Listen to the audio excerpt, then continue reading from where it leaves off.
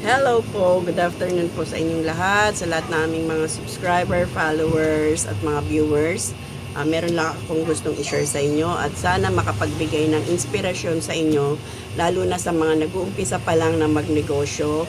At marami po ang nagko-comment sa amin na mula rin nung napapanood nila yung aming video, natututo na raw po sila magnegosyo at unti-unti daw po ay napapalago nila ang kanilang negosyo at ganito rin po yung tininda nila kagaya nung nakikita nila sa mga upload naming video. Yung mga hindi pa po nakakapanood dyan, try nyo pong panoorin yung mga past video namin dito sa aming tindahan, kung ano-ano yung aming paninda at kung ano-ano yung laman at kung saan kami namimili kasi maraming nagtatanong dyan. 30 years na po kaming nagtitinda at dito lang po talaga kami umaasa mula nung kami ay mag-asawa at magkasama lang kami mag-asawa sa aming pagtitinda, magkatuwang kami at nagpapalitan lang kami at meron lang kaming isang tindera. Masasabi ko lang na kung ano-ano na yung mga napundar namin sa aming tindahan na ito. Kaya mas maganda kapag meron kayong tindahan, malit man yan o malaki, basta ito ay inyong napapalago. Hindi nyo namamalayan, nakakapundar po kayo ng mga gamit, nagkakaroon kayo ng sariling bahay, ng sasakyan, at kung ano-ano pa.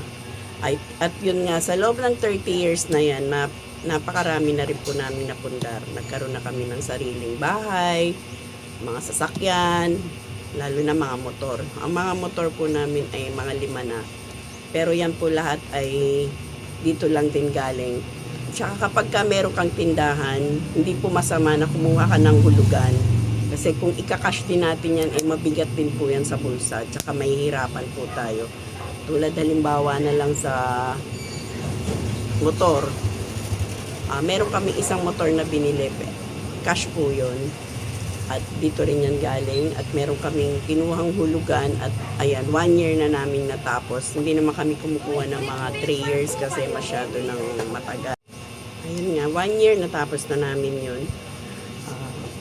Kasi kailangan kapag kukuha rin kayo ng mga hulugan or mga mangungutang kayo, kailangan din yung base sa kakayanan yung makapagbayad. Kasi marami naman dyan na umuutang, kumukuha ng hulugan pero hindi naman nila kinakaya. So, mawawalan po ng tiwala yung magpapautang sa atin. At yung mga lending or loan na kinukuha na natin, lalo na kung yan tulad ng motor, kapag gugustuhin mo ulit kumuha, hindi ka na makakakuha ulit. Kaya kailangan wag po natin sisirain yung binibigay sa ating tiwala. Kaya gaya namin dito sa aming pagtitinda, hindi namin namamalayan, nakakapundar na kami ng mga gamit, lalo na yung mga sa pag-aaral ng mga anak ko, nakakapagtapos sila. Dito lang po yan lahat namin kinukuha. Walang trabaho yung asawa ko. At dito, ayun nga, sa araw-araw namin pagtitinda, hindi namin iniisip kung ano yung, hindi kami na problema sa pag-iisip kung ano yung aming kakainin dahil dito rin lahat namin inaasa. At masasabi ko na, yun nga, may nagtatanong kung hindi raw batalo kung mangungupahan ka. Ako na makakapagsabi, dito kasi sa amin, umuupa ako, nasa 16K yung upa namin. Pero awa naman ng Diyos, nakaka-survive po tayo. Malaki rin po ang expenses natin, pero nasusurvive po natin yan. Dahil siguro nga matagal na kami sa lugar na to, kaya kilala na tayo at marami na tayong suki.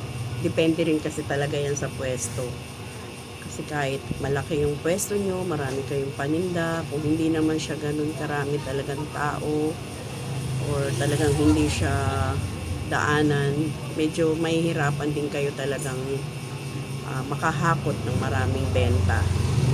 Pero depende pa rin po yan sa inyo. Kung matyaga kayo at masipag, madiskarte, lalago at lalago po ang inyong negosyo.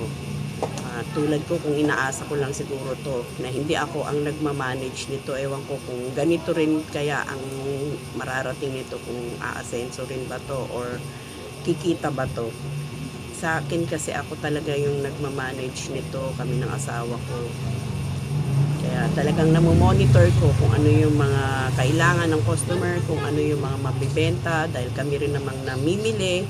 Kaya Every 2 weeks kaming namimili na ngayon. Dati weekly. Ginawa kong 2 weeks para talagang maramihan na yon pag kami namimili. Para isahan na lang. At pag namimili kami doon, talagang ang sarap mamili dahil talagang, lalo na sa Divisoria, ang dami mong mabibili. Kaya lang, kukulangin ka na lang talaga sa budget, sa pamimili mo. Kaya masarap yung ganitong paninda dahil unang-una, hindi siya nabubulok, hindi siya na-expired. At talagang mabenta naman siya. Lahat ng mga nandito sa tindahan namin, masabi kong mabenta. May pasok ko, wala nabebentahan po kami.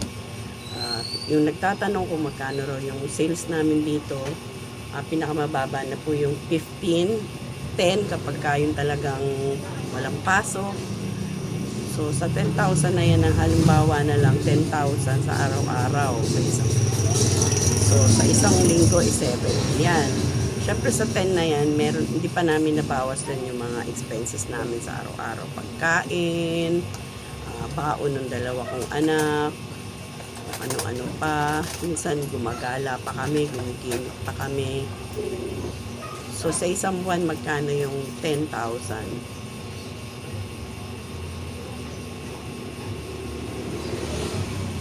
10,000 times 10 sa 300k. Siyempre, namimili kami ng paninda. Meron pa rin naman kami na isi-savings dyan kasi marunong tayo magtipon. Kaya kailangan kapag negosyante ka, marunong ka rin magtipon. Huwag yung puro luho, puro gastos kasi tayo hindi naman tayo maluho. Meron man tayong mga binibiling gamit or mga kailangan natin. Yung mga kailangan lang talaga. Hindi yung takaw mata ka lang tapos hindi mo naman pala kailangan. Kailangan yung bibili nyo yung kailangan nyo talaga. Hindi yung para ka lang magastos dahil naiinggit ka, may nakikita ka sa kapitbahay nyo or sa kanino man, may inggit ka, bibili ka rin.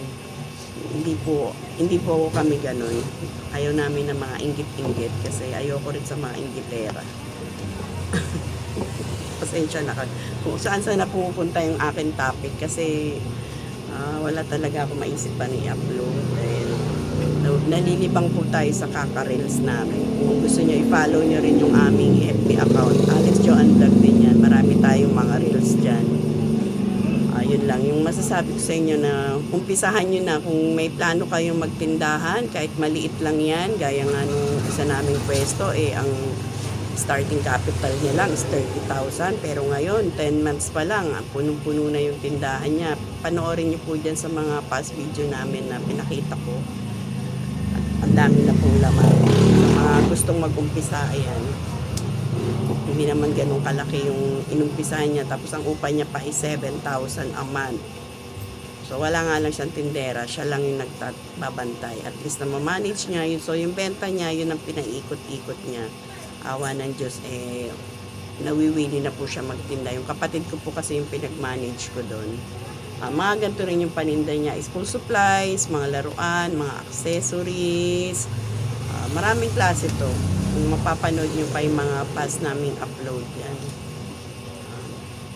Ayan lang. Kung meron po kayong mga comments dyan na gustong itanong na i-vlog natin, mag-comment lang po kayo para titingnan ko po yan isa-isa. At kapag yan hindi ko pa po napupusuan, ibig sabihin hindi ko pa po yan nababasa dahil siyempre hindi lang naman po tayo vlogger, tindera pa tayo at marami pa rin po tayong ginagawa. Kaya ayan lang guys. Ikot ko lang kayo saglit sa aming tinda. Ayan yung ating paninda. So magto 2 weeks na ako hindi namili. Kaya mayroon ng mga bakante dyan. 2 weeks na. Kasi last Sunday ako namili. Every Sunday ako namimili. Sa school supplies, marami-rami pa naman yung school supplies ko. Yun lang laruan talaga. Hindi ako masyado kasi namili last na laruan.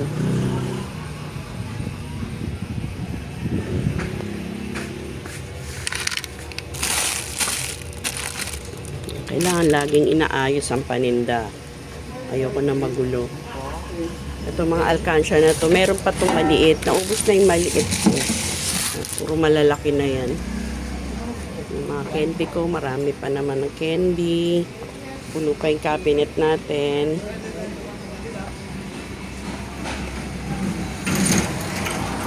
Marami tayong sabit-sabit sa taas.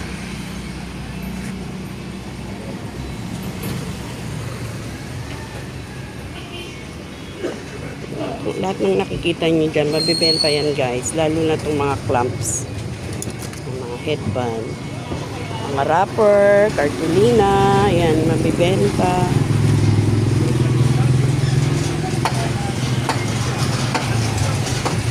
Mga paper bag.